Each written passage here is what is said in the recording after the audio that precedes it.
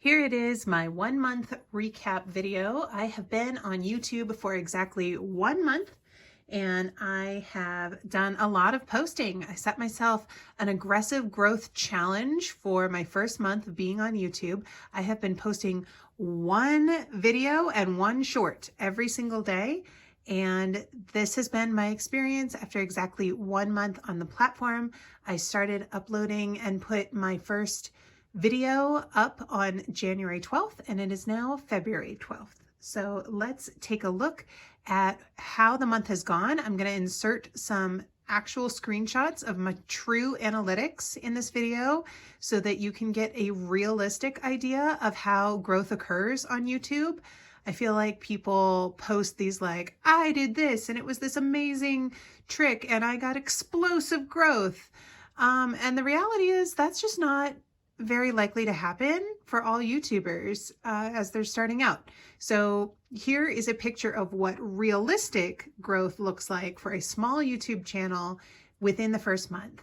And I have 5 tips for new YouTubers. So stick around and you'll want to listen to the end to get all 5.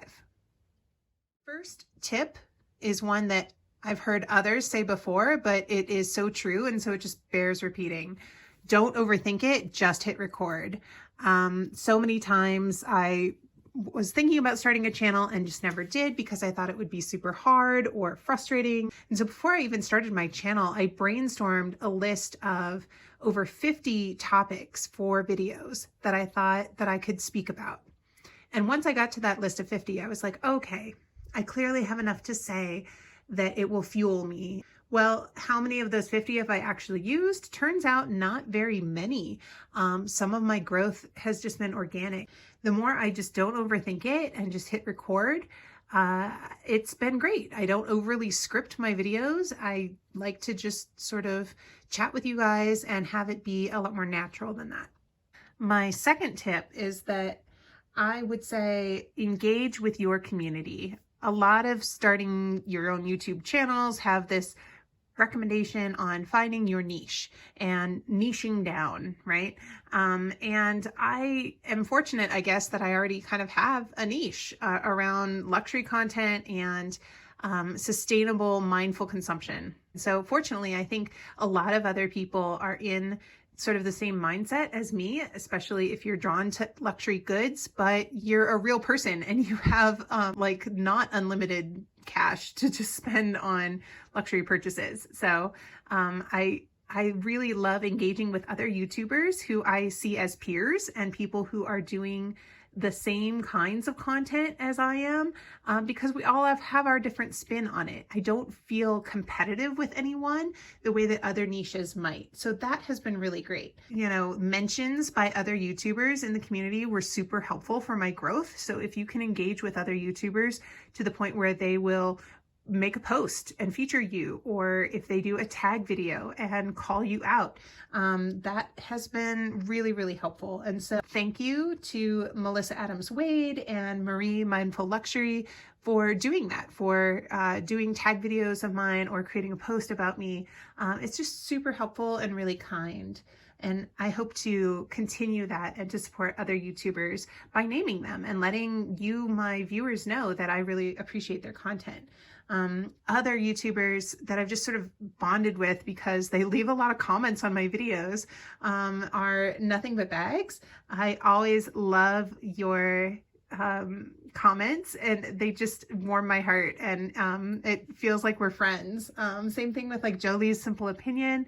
Thank you so much for, you know, kind of binging my content early on. It just made me feel so special. Like, yes, somebody's actually really enjoying what I have to say. So that is super, super cool. I also really appreciate other mentions that I've gotten from Chic Professor, Jessie Style, Hello Catwalk City. I really just find it very gratifying to have comments back where there's engagement with more established YouTubers in this community, and that's really great. I also am excited to have some collabs in the pipeline with YouTubers like The Gal's Guide and A Briefcase of Luxury. I really admire both of your channels, and so I'm super, super excited at the prospect of collaborating. So all of that was very specific to my channel, but I will say, I think whatever your niche is, go ahead and start engaging with other people in your niche, and it will pay huge dividends in that your shared mutual audience will discover you as well. And it's just great to be part of a community. It will enrich your life in ways that you can't even imagine right now. Another piece of advice that I have is to do YouTube shorts and videos. And so I shared at the beginning of this video, this is one thing that I did. I posted one short and one video. Another unique thing that I've been doing as a new YouTube creator is that I have been doing all of this just off of my iPhone. So I have an older model iPhone. I have an iPhone 11, and that's what I've been using for everything. I record on it, I edit on it, I edit all my videos in InShot, and you know, I'm getting to the point now where I'm like, oh, I should probably think about setting up some affiliate links, or, you know, figuring out how to actually link my videos properly in my end credits. You know, like there are some things that I probably need to start going to a computer to do more efficiently. But I'm just now getting to that point. I feel like now I've already gotten the mojo flowing, and I'm already in a good workflow in terms of producing content. So that's been really, really cool. I will say that I've been getting more views in terms of numbers of people getting eyeballs on my content through shorts than videos. And that always surprises me. Sometimes I go to, you know, upload a short and then check back a few hours later, and it's like, oh my gosh, it's popped off. Like 1,000 people viewed one of my shorts one day, and I was just stunned by that. So cool. So definitely try posting in multiple formats in order to have the maximum reach for your potential audience. Beware of copyrighted material is my fourth tip. I early on used some music in my sort of like before and ending credits on my videos. And in InShot, it was just sort of built in as an option. And it was like, oh, just credit the musician. And so I did. And I didn't discover until after I had already uploaded it onto YouTube that this word copyrighted came up in my description of my video. And I was like, huh, I wonder what that means. Well, later come to find out it means that it doesn't count towards my public watch hours because it's copyrighted. Now, apparently I can reach out to the music creator and ask them for their explicit permission to use their song. But until I get around to doing that, YouTube is automatically filtering any watch hours on those videos out from my public watch hours. So as a result, right now, my analytics show that I have about 530 something hours that have been viewed, but only 378 of those are going towards my 4,000 hour total that's required in order to monetize. So that's something to keep in mind. Be really, really careful about copyrighted material and music in particular. Triple check to make sure that you have the permissions to use something and that it's not going to automatically get flagged by YouTube. And that if it does get flagged, you know what to do. Here's some clips to just sort of show you a little bit more about my analytics. So I have 105 subscribers after exactly 1 month of doing this pretty consistently, and consistency is a big thing, I've been told, with the YouTube algorithm, although I haven't really figured out exactly what is most effective. I pretty quickly honed in on my thumbnails and being consistent with those, having, you know, titles and descriptions for my videos that include a lot of keywords and search terms, and have kind of a way of kind of pitching the topic of my videos. And it took me a little bit longer to sort of get to that with shorts, but now I feel like I do have sort of a consistent look and feel with the kind of text that I use on my videos, things like that.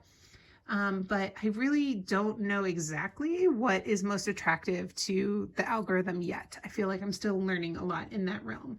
But as of 1 month, I have 60 videos, and of those, looking at my profile on YouTube, I can see that I have 17,300 plus views as of this filming. But something to note is that actually, if you get the app YouTube Studio, it's helpful, but sometimes it operates on a delay. So when I check my analytics in YouTube Studio, like as of today, it showed that I had 16.9 thousand views. When I see in the actual YouTube app that that's not accurate, that I actually have more. So just something to keep in mind if you're using YouTube Studio is that it may not have the most up-to-date data. It sort of like does a data refresh, maybe like once or twice a day or something like that. So I do like that YouTube Studio does these weekly recaps. And so this week, for example, I had 4.2 thousand viewers and 34 subscribers. So if I do a little math, if I am able to sustain this level of engagement, I will hit 1,000 subscribers in 29.5 weeks. So that's about 7.5 months. I'm just sort of taking the watch hours from my hours that are counting as public, and I'm kind of fudging them a little bit. So I'm going to say about 400 hours. So let's say if I'm able to keep 400 hours a month of engagement, then it'll take me about 10 months to get to 4,000 public watch hours. So those are sort of the magic numbers that you need in order to be able to apply for monetization through the YouTube Partners Program and have the advertising that YouTube is already putting on your videos count as advertising that could earn you some money. So I didn't start this channel as a way to earn money necessarily, but I find that, you know, if I'm here and talking about these things anyway, it doesn't hurt. It doesn't hurt to have an additional income source and to diversify. I have been thinking more about diversifying my income streams. And while I do have some other investments, it's always kind of a nice bonus to be able to create content that can create a small business. And I would love for this to grow as a small business and to basically see this as something that can be helping me save for my future and helping me support my children in the future. Just how cool is it to be able to say, like, yeah, I put my kids through college through my YouTube channel. That would be really, really cool. So, you know, those are the kind of goals that I have where, you know, I would love to see this channel grow, but it's not something that's going to break my heart if it takes a while for me to get there. But those are the realistic numbers that I think a lot of these sort of flashy, clickbaity kinds of YouTube videos that are out there that are meta about like how to grow your channel on YouTube, they don't always share that, right? A lot of it is like, oh, I started an AI channel and I, you know, was able to monetize in the first month. Here's how you can do that too. Well, the reality is that if you're in a niche like mine, that is just not very realistic. And so I hope that by sharing this information openly, it encourages you that if you are in a niche where you want to experiment and get out there and try to create your own channel, that you have the confidence to do so. So that is my 5th tip, is to keep learning and having fun. If it's not fun, if it starts to feel like work, if you're hating it, then maybe you need to pivot and do something a little bit differently. Fortunately for me, I genuinely enjoy what I'm talking about. I genuinely love my items in my collection, and just being able to share them with someone else brings a smile to my face. So if you came here for the YouTube tips and tricks, I hope that you got what you felt was helpful out of this video. But I would also love for you to stick around and join my community, subscribe to my channel. I am going to continue to share my reflections on being on YouTube as sort of like a meta reflective bonus as part of this channel. So please do stick around for more content about being a YouTuber, but mostly about my normal stuff of witting chic. No one wants to unwittingly make a bad luxury purchase, and therefore I like to share my experience, tips, tricks to help people make smart, fun, and functional luxury purchases. So I hope that wherever you are in the world, that you are having a fantastic day. Do something to help yourself smile today, and I will see you in my next one. Bye.